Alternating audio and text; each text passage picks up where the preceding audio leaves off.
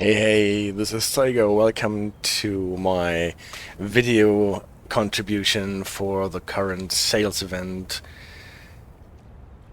And we are here, as you can see, maybe and recognize it, at the seafront of Morecambe Bay. I thought I will start not in a train, not in a station, but at this beautiful place here, at the entrance, or here to Morecambe Bay, coming from the Irish Sea and the city Morecambe, or town maybe more like, has this beautiful seaside, and it is represented in the Preston Carlisle part of the West Coast main line in a way that you can actually walk around quite a bit. You can see the theme park with the Ferris wheel at the horizon.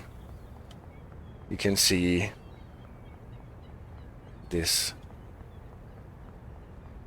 ocean park thingy, ocean land thingy, and the central pier that has been demolished since then in the background over there. And there is really a huge area outside the station in Morecambe where you can walk around.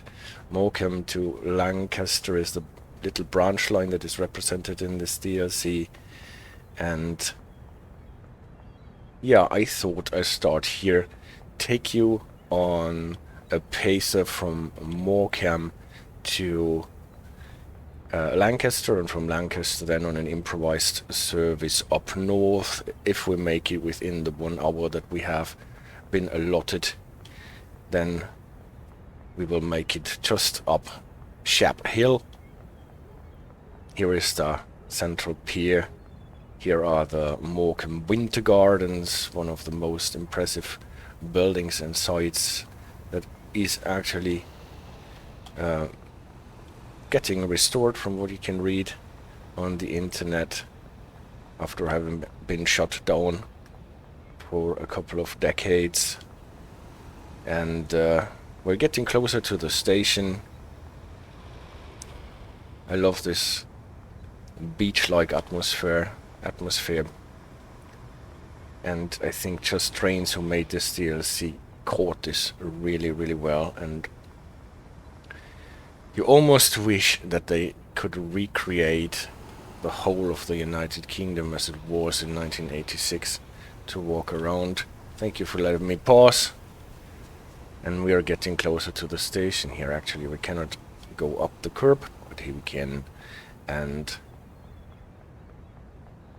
here is the station area, beautifully recreated with the roof slightly dirty and weathered, with the vines inside. There's even a little showcase where the ferries to the Isle of Man are showcased. And here we are, to the right, a pacer in the provincial livery, regional rail livery later, and this is our pacer that I want to take you to Lancaster with, in the Great Manchester Orange. People are already on board and we are set to sit down. But before this happens, I'm not only turning on the DLC marker. You can see I'm typically used to doing my stuff in a live stream. This is why everything is a bit homegrown here. Nevertheless, I put on a disclaimer because I got this DLC, like a lot of other DLCs, for free for being an ambassador for Dovetail games. Nevertheless, before I got to be an ambassador, I bought about 100 DLCs for this game with my own money, and the DLCs are the only incentives that we get. We're not getting paid as ambassadors, and even if we were, my opinion is always an unfiltered one, and it does not reflect anybody else's opinion than mine. So before we start, I wanted to tell you a little pitch about who we are. Tygerways. I'm Tyger for Tygerways. Tygerways is even more than that. It's especially my two awesome ambassadors, AJ Black and CD Radar. And yeah, you can find us on YouTube on this site here. We have more than 170 videos at this point online. And then we can be found at Twitch, where I do my live streams, typically Sunday night at 1800 UTC or 1900 in winter. And what do?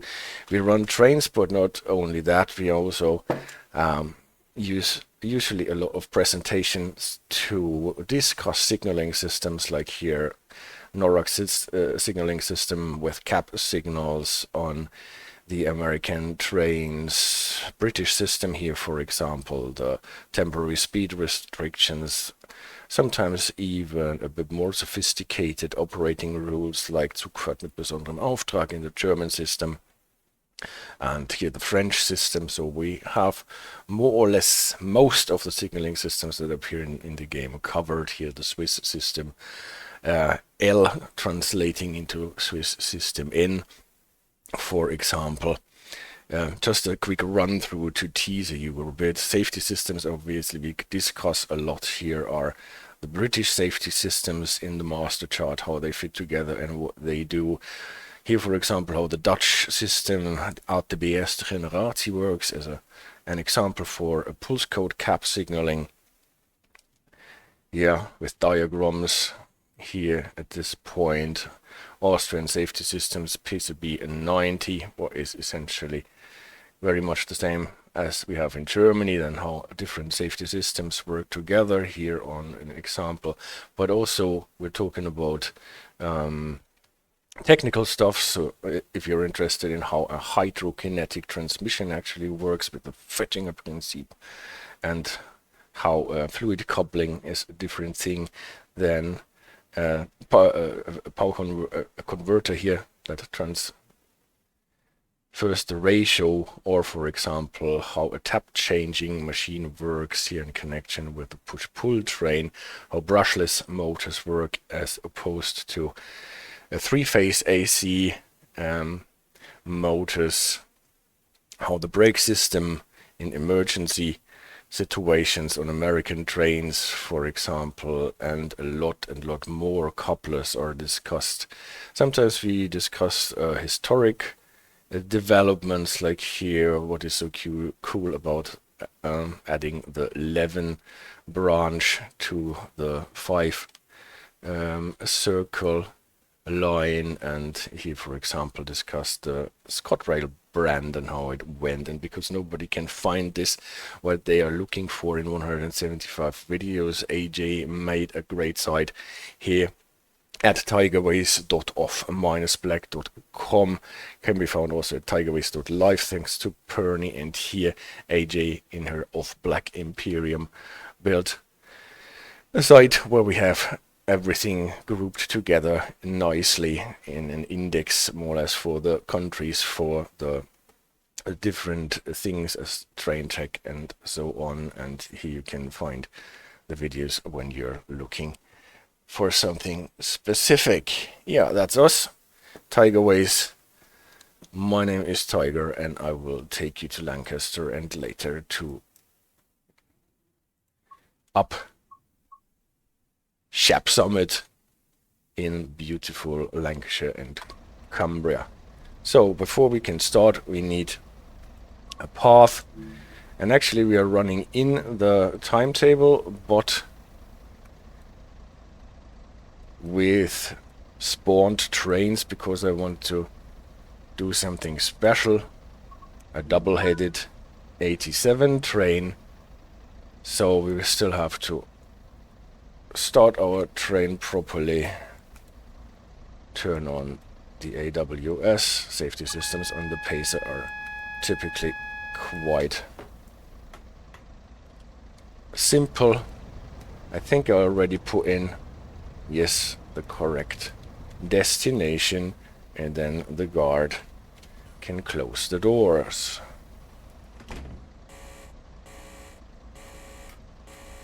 And we can lift off.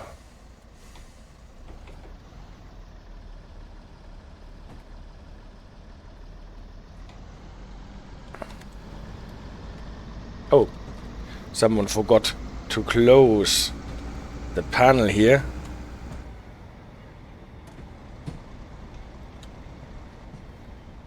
When preparing the train. Probably it was me.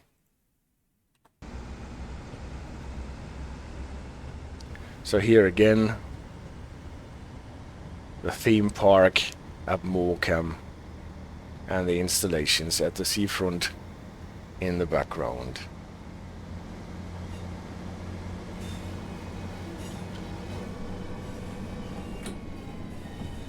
So, with all the externals, we will probably get into speeding a bit.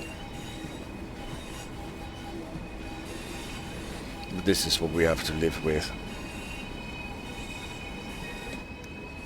A lot of those signal boxes here are actually built with an interior and with a diagram that shows how they are supposed to work. Here the Morecambe one, for example.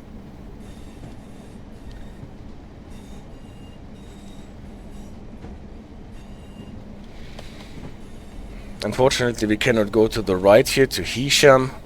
I tried, believe me, but then you get a message that you're leaving the represented area.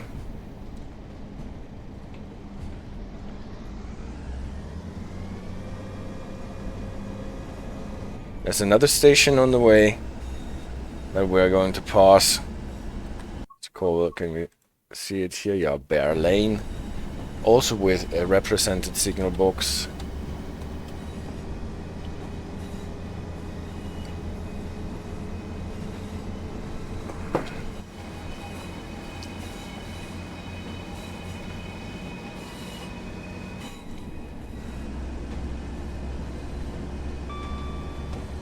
Well, we're not stopping there, using the opportunity to get a bit of speed on our pacer. Can go even 60 here.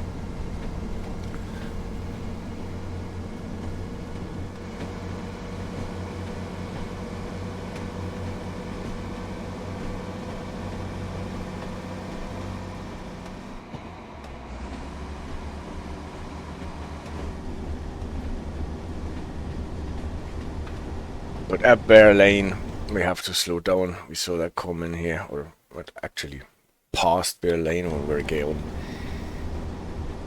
into the junction, because we have to go to the right to get to Lancaster.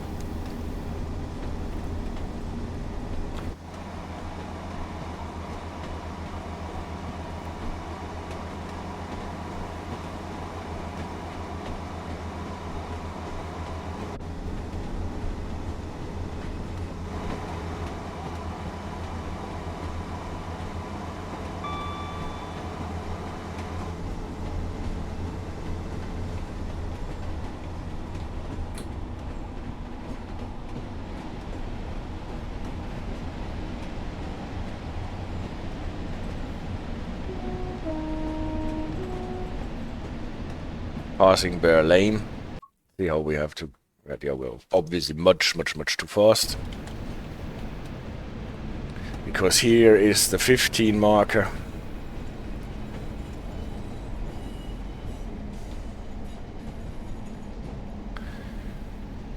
Just made it for the switch, if not for the marker.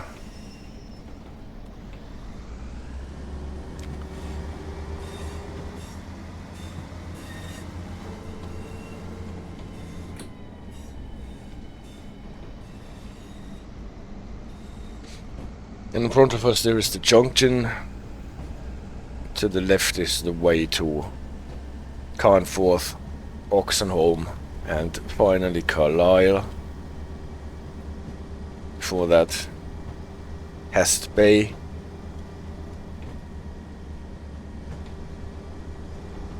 And to the right, it will take us to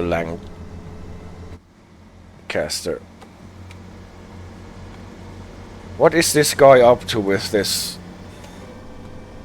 electronic device? He has the same weird stare as the guy at the West Somerset Railway. At the Dunster, I think. Oh, working significantly over, but that was already here, so we can go 25 and then have to slow down when we're actually running across the main line.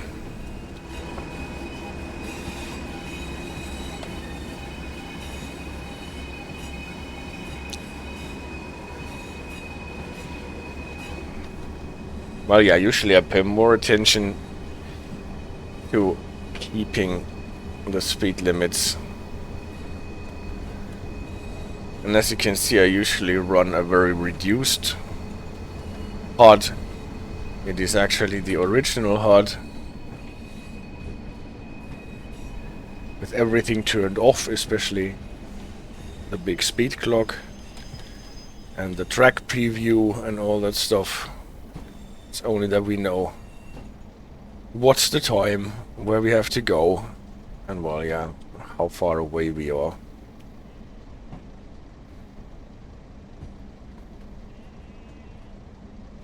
Can you hear the sheep?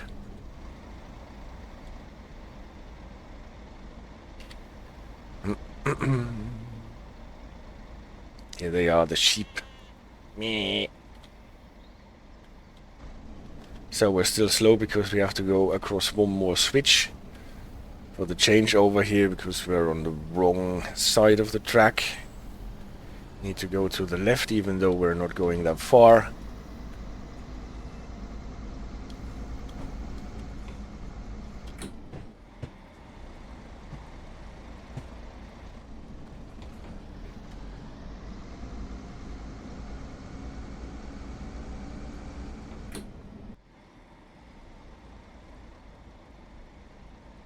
Now we can go into Lancaster.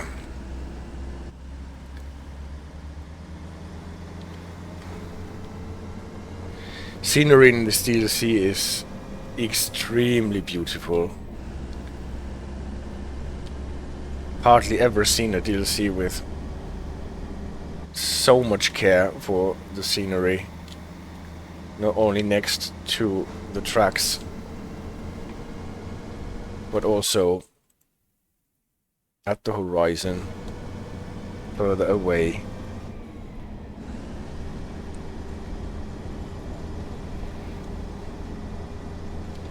Approaching a signal.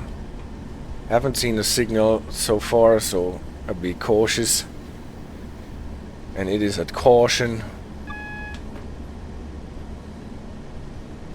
So we want to approach the next signal with caution. And getting closer to Lancaster, 1.3 miles to go.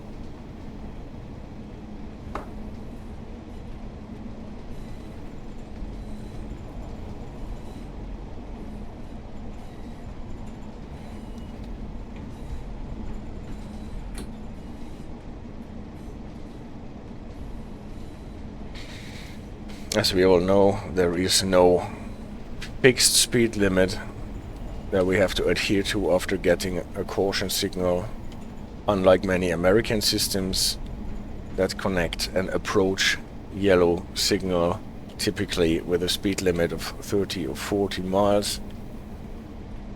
But obviously we need to be prepared to stop at the next signal. Maybe it is an approach control signal though, and then it will switch so that we don't have to stop. And the better we know where the signal is, the better we know how to slow down for it.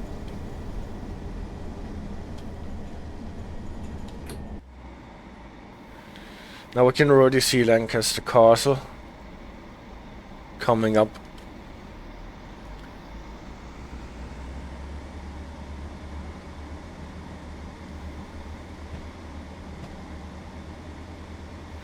We'll pass a beautiful bridge before we get there, but I can see an AWS magnet and a red signal.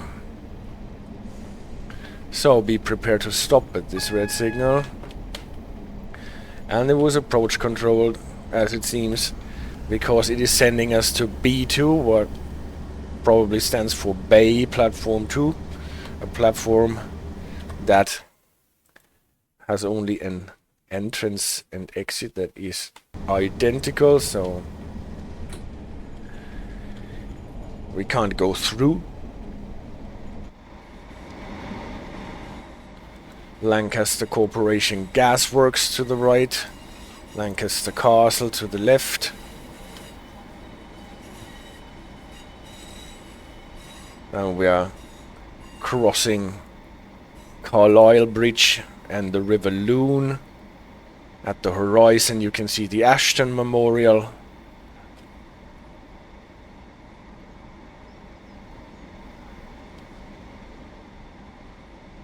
Really, really beautiful. Let's look at this staircase here.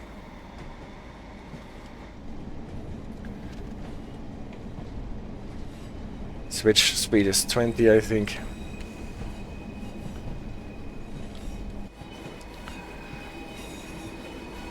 Castle again. All the trains have to wait because of us, as it seems.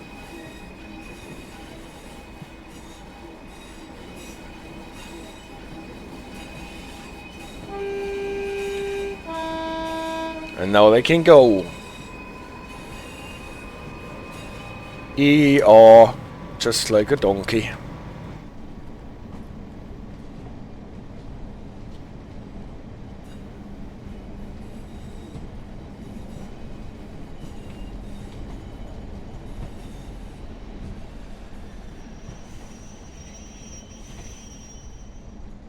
Now little pacer arrived.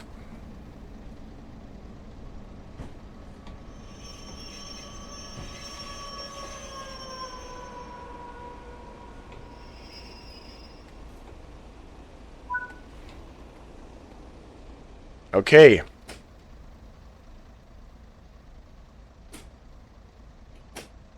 Already put it to neutral.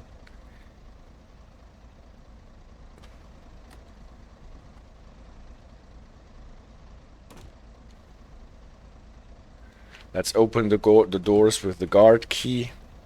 Those pacers are layering in from the Blackpool branches DLC. Okay, guys. This train is still waiting to be allowed on the track. And now it is going. And that means we can use this track here to spawn a new train, if we're lucky. And let's take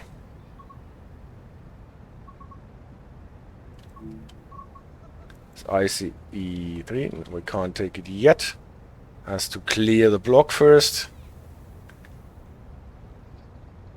Come on, and now we can actually use this track to plant our train. And because I wanted to try out the double heading, let's have a second 87 that we put in front of it. So,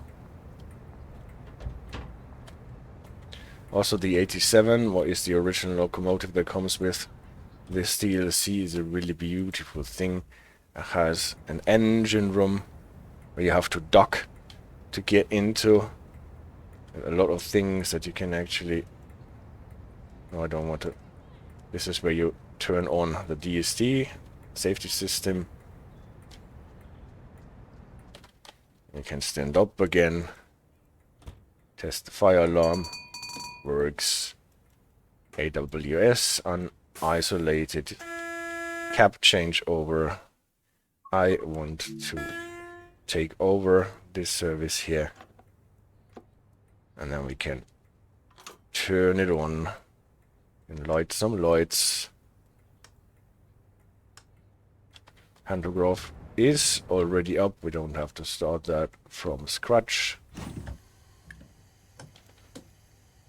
Releasing the brakes. We want to go backwards. We have to unlock it, just like on the Crocodile. And then signaler cannot say a lot, but we want to couple this up to the train behind us.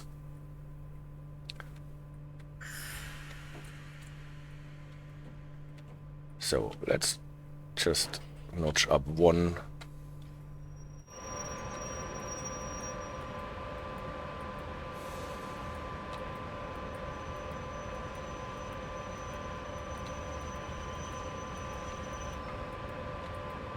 Yep.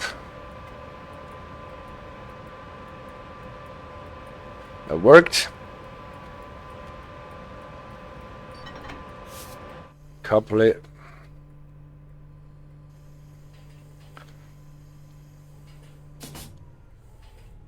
And the interesting thing is now that we can use this second notch indicator for the second loco. You might be able to read it here. And for that I wanted to try out if that actually works with a second loco. And from what I've seen it does. So we have a nice double-headed train now. Britannia and Iron Duke. Those two guys will take us up Shap Summit now. For that we request the path to wherever. Maybe Carlisle, we won't make it there anyway.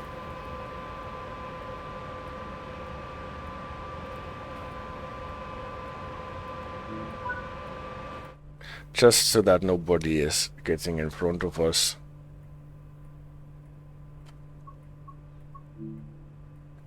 I have to wait for the signals to change. Is there a... That's the DVT, DSD. Maybe there is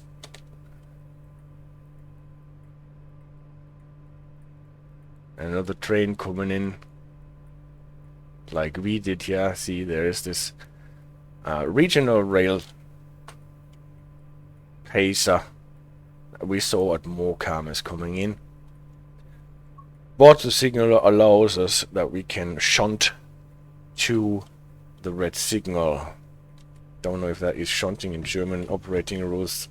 This would be a shunting operation if we are allowed to approach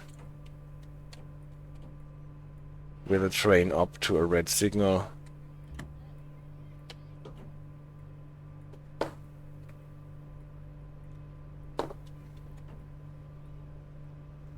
But then we can see the pacer coming in. This DSD is actually quite interesting because you have to react to it when it starts beeping and you hear this valve hissing. Doesn't help to hit the pedal preemptively.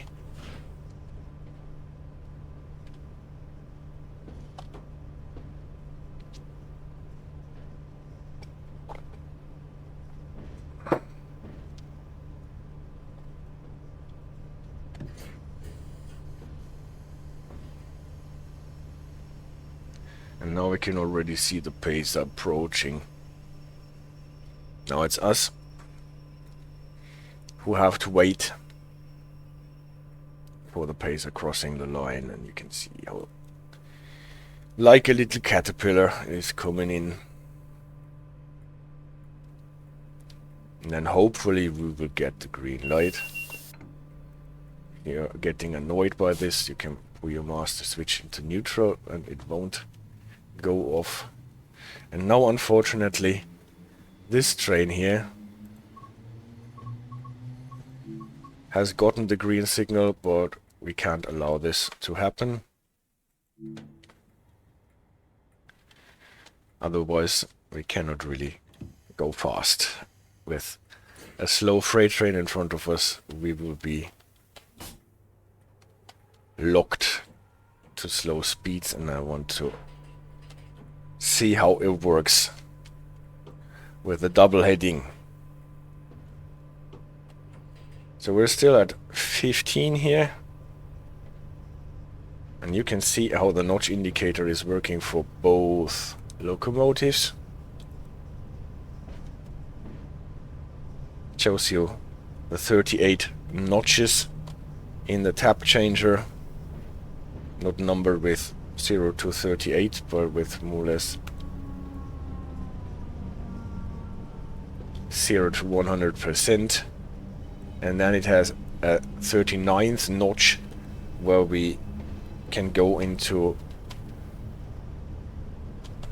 the divert on the motor, where we switch in an additional resistance in parallel with our driving motors, especially the coil, so that we reduce the capacity or the magnitude of the field, the magnetic field that is created in the motor, and then we can go faster. Probably already too fast because we are still limited to 15, but I don't care so much about this today. Gasworks to the left. Bridge across the river Lune again.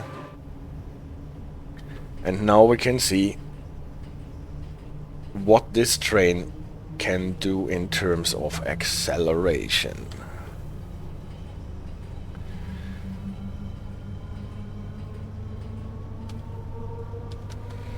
The manual that you can find tells you if you want to do a lot of acceleration, you can go with your meters here up to the upper end of the amber segment.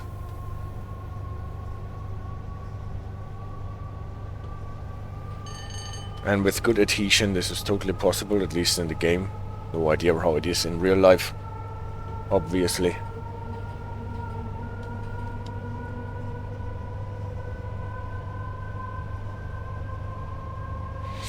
Limit is 100 when we're getting out of Lancaster. Soon enough, when we are across the junctions, it will increase to 110.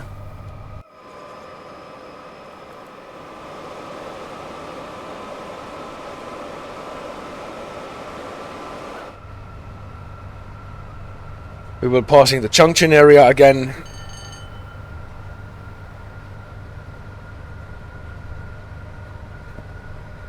Then Carnforth. Here is the junction that we came in. We want to Morecambe, and here is the increase to 110.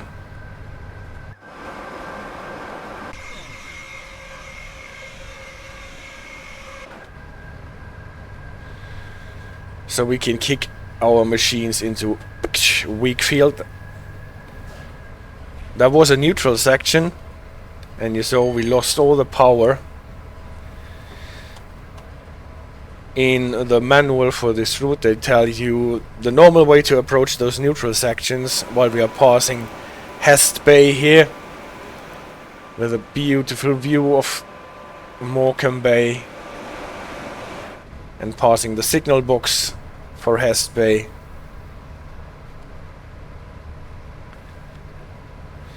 So, what is really great to mention here, that the neutral section in this track are fully implemented and simulated. Train loses power for a short bit. They announced with the black sign and then the white sign. We have a video on the channel about this AC signaling. And then the APC, the automatic power control, kicks in. Can see the little yellow beacons on the track, and they switch off and on your main circuit breaker automatically. You don't have to do that manually.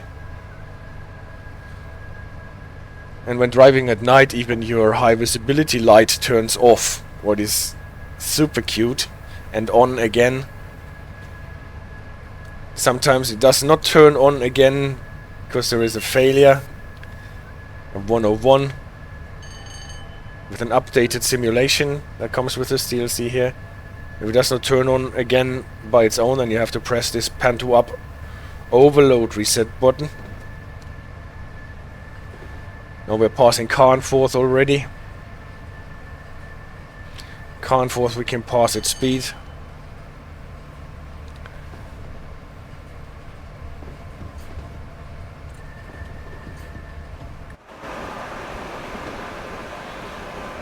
Because there is a fence between the through line and the platform. Yeah. So this button, you can reset the overload relay for some reason after the switching off if a main circuit breaker does not turn on again. This typically helps. Sometimes if you're overloading your driving motors, this relay can trip, protecting your motors. Yeah, so typically when approaching a dead section, a neutral section like this, you can, or you should, have your tap changer run down and switch it off before you hit the neutral section.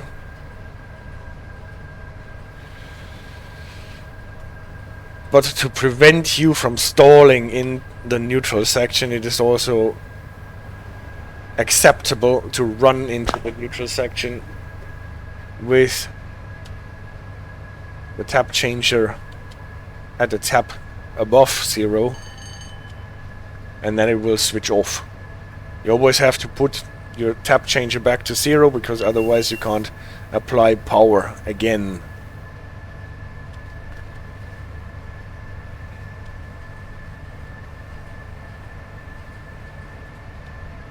Tap changer here reminds you a lot of the Baureihe 110, 111 in German locomotives, even though those two locomotives are a bit more modern when it comes to the technology of the tap changing switches. 87 is before the era of solid state switches in the tap changer, like thyristors that you typically have on the 110, 111.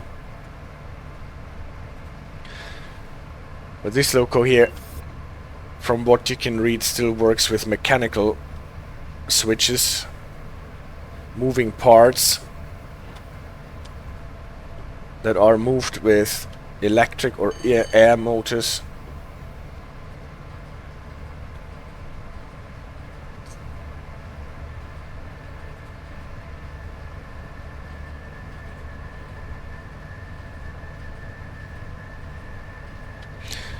On the other hand, we have much more juice in our overhead container. We have 25k volts as compared to 15k volts that we have in Germany. That allows for the higher number of notches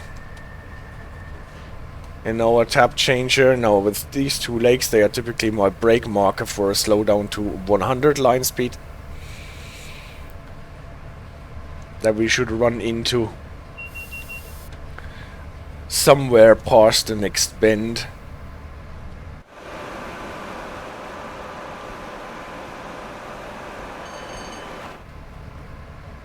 While we're running here through the beautiful countryside of, I think we are already at Westmoreland and Furness, having left Lancashire. A lot of sites of disused stations and junctions are on the way.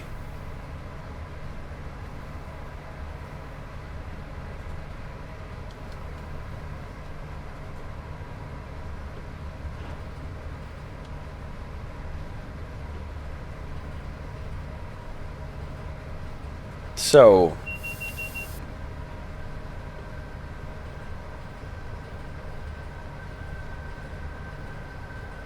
here's the 100.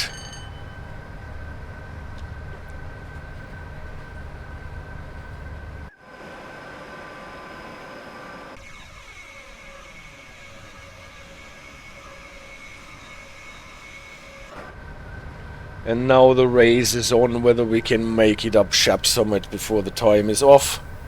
Time is up. We have 18 minutes and 45 seconds left before my alarm clock rings.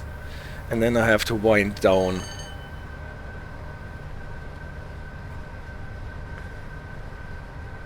Because we can't have videos longer than 60 minutes for this event. And if you want to run the full line that does not start at Lancaster but already at Preston, as the name says, so you have the bit between Preston and Lancaster, which is a very beautiful bit through Lancashire.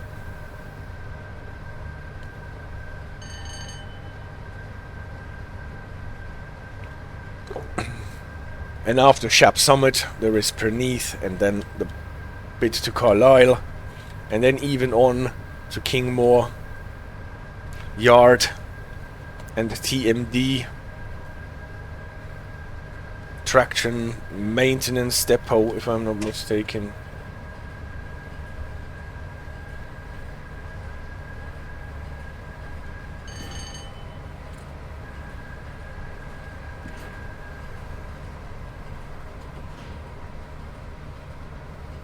So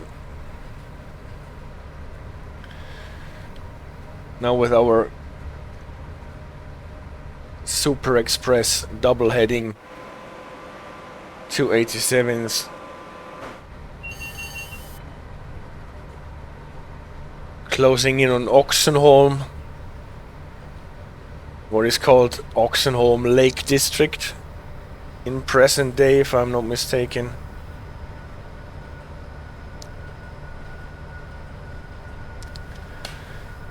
Because it is the station that you would go to if you're traveling to the Lake District. Here, botched another, the next neutral section that we ran in,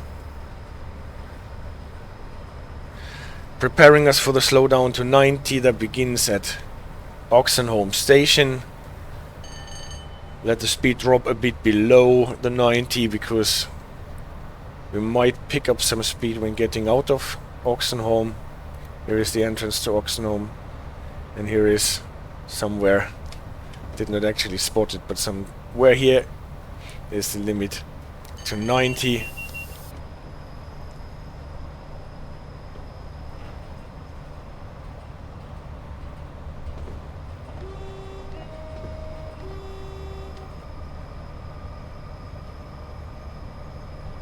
Nobody here to warn.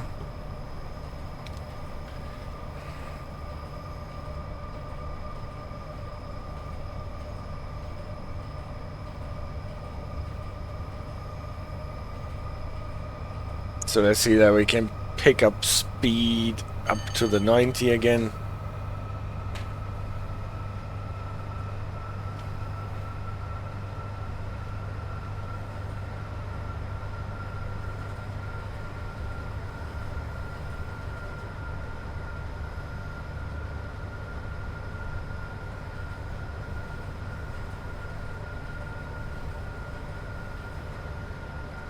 Now we're getting to a part of the track where all of a sudden to the left there opened us up a real beautiful view into the land to the left.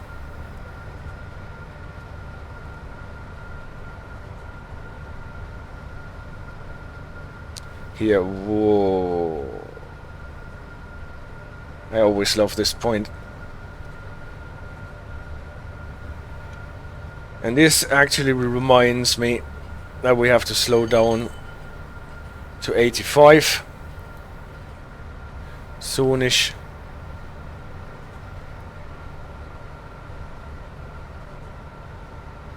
Bend to the right, bend to the left, and then there should be a slowdown to 85. But it can't hurt to be early with your speed, at least a few clicks. Then you can focus all the better on the beautiful scenery here.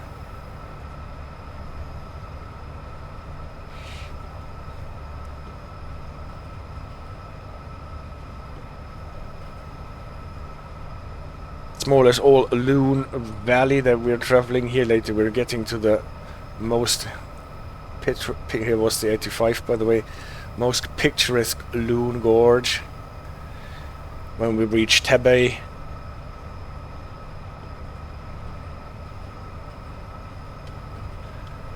Please correct me on the names, because I try my best, but obviously not being local, this is all I can do. Try my best.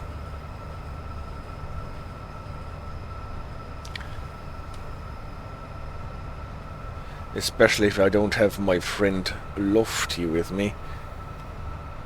They typically correct me on how to pronounce the British names. So, we're working up our way to a little step in the incline to Shap Summit at a place called Grayrigg. Grayrigg sidings.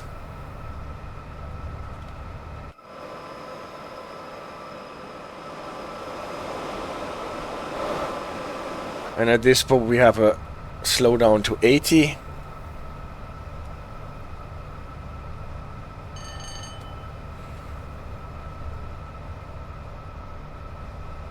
Now the river Lune is getting closer to us again.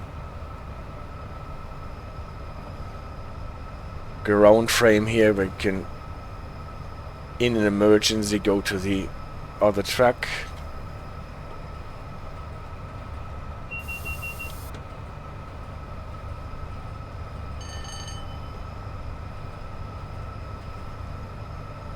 As soon as the river is getting closer to us on the left side again, we want to have the train coast down to 80.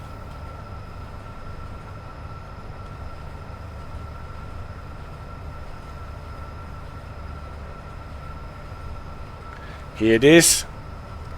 River to the left, bend to the left, bend to the right, bend to the left. And then we are at Grayrigg passing area. Crossing the river here.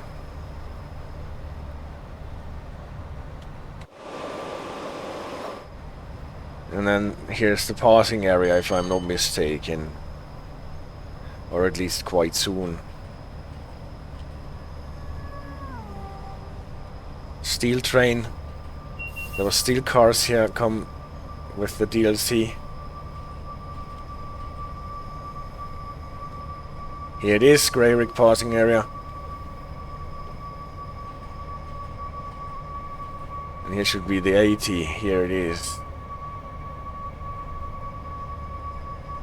Again, can't hurt to be a few clicks below the target, because now we are going in a short descent.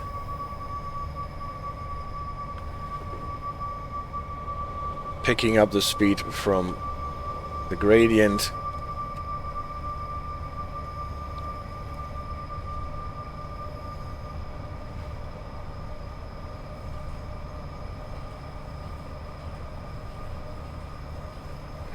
Can most probably coast down here.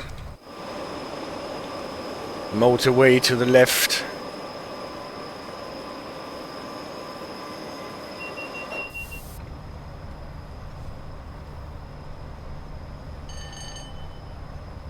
This was not a railway viaduct here, but one for the road.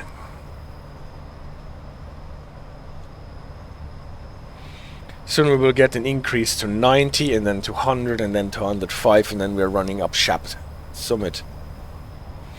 Here, after this farm, or whatever this is, there should be a 90 in front of those rocks at a ground frame again. Crossover ground frame. Here's the ground frame. And here is the 90. The 10 obviously is for the switch.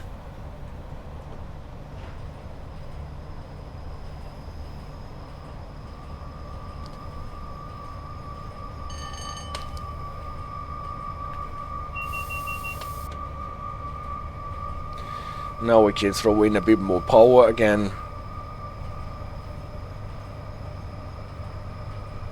So that we can actually make use of the limit increase to 90. And soon it will increase to 100 anyway. There will be a little wall, like, to protect. Now I went into off. Here is the 100. with the wall that I was talking about. Now I have to wait until the tap changer went all the way down before I can accelerate to 100. And here we are getting closer to Tebay and the start of the Lune Gorge. And then the last speed up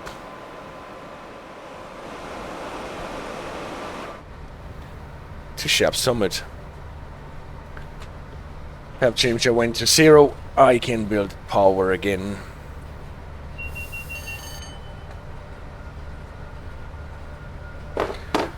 And 8 minutes left on the clock. That works out pretty well, I think.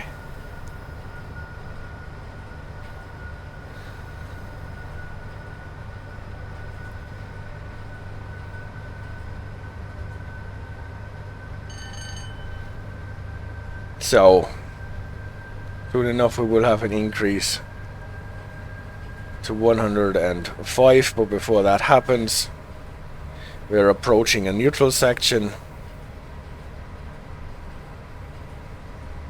So enough reason to just coast here.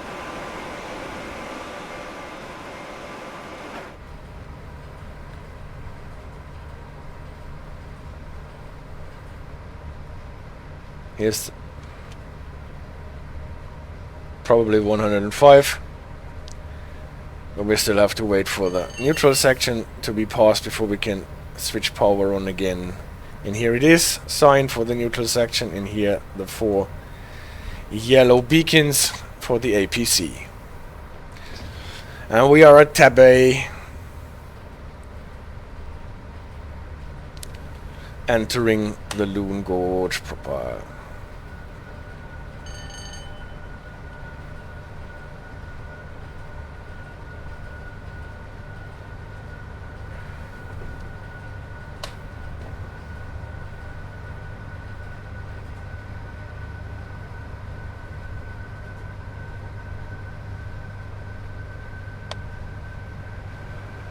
And now up the hill, and typically here with a single 87 you don't even make it to the 105 limit. That is acceptable here, but with our double-headed train it is not a problem at all.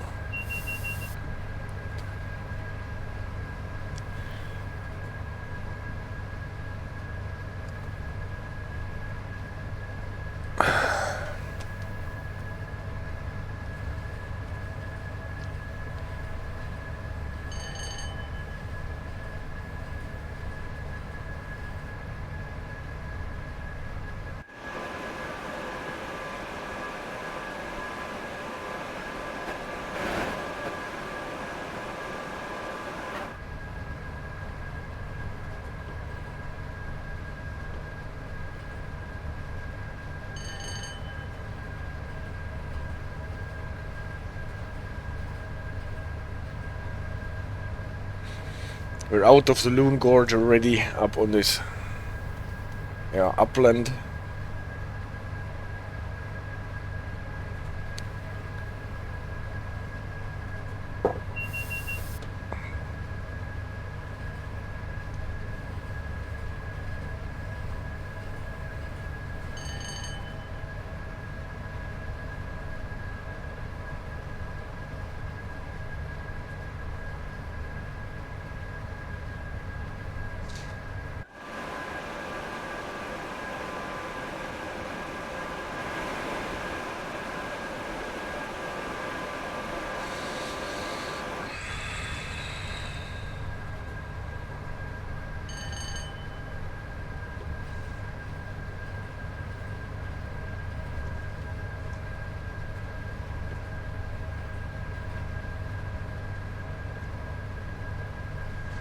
And it's only a couple of minutes until we hit the summit, and then our time will be up anyway.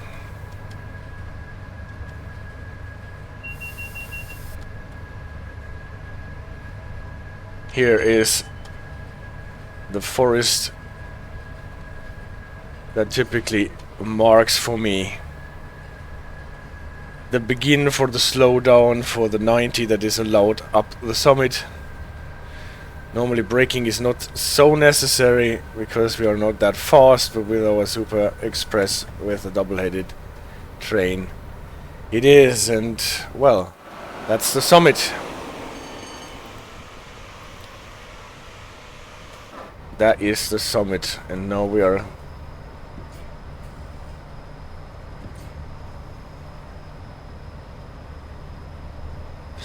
all right.